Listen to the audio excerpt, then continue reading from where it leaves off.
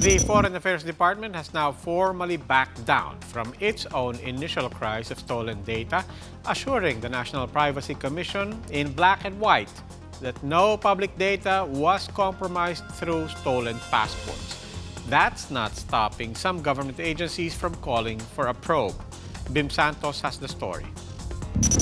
There is no data breach. This is the assurance given by the Department of Foreign Affairs to the National Privacy Commission. In a letter, the DFA said they have so far found no indication of any data breach on Philippine passports. The DFA and the Asia Productivity Organization Production Unit, which is a government printer, are said to maintain custody and control of the passport data. Clarification came after Foreign Affairs Secretary Teodoro Locsin Jr. earlier announced on Twitter that the previous contractor made off with data relating to Philippine passports. But the NPC said they will still continue their investigation. Simple lamang po lagi ang gusto natin siguraduhin.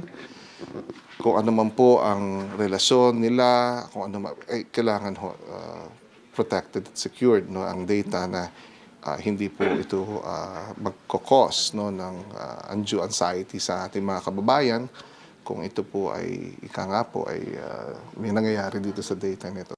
Liboro said they also need to ensure that no unauthorized party ever took hold of the data. Yun po yung dapat nating sinisiguro. At any point, dun sa buhay ng data na yan, hindi yan napapasakamay sa mga hindi otorisado. The DFA earlier today also asked to move its scheduled meeting with the NPC on the issue to prepare all the relevant documents. The meeting has now been moved to Monday. We are still conducting an internal investigation. At medyo, it could take time, kasi we're consulting different offices. And we'd like to be certain that once we appear, kompleto information namin. Yeah, I think we owe it to the public. Meanwhile, the Cybersecurity Division of the Department of ICT said they are also investigating the issue.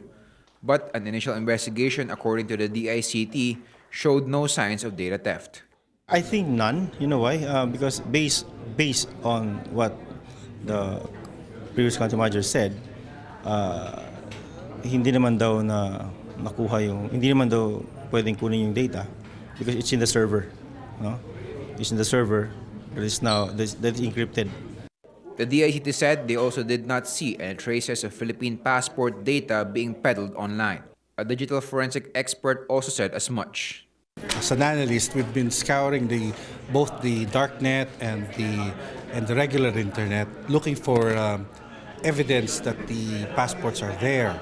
And the ones we've seen so far are not the passports. And I think this is a real risk to Filipinos if it was ever let out on the internet.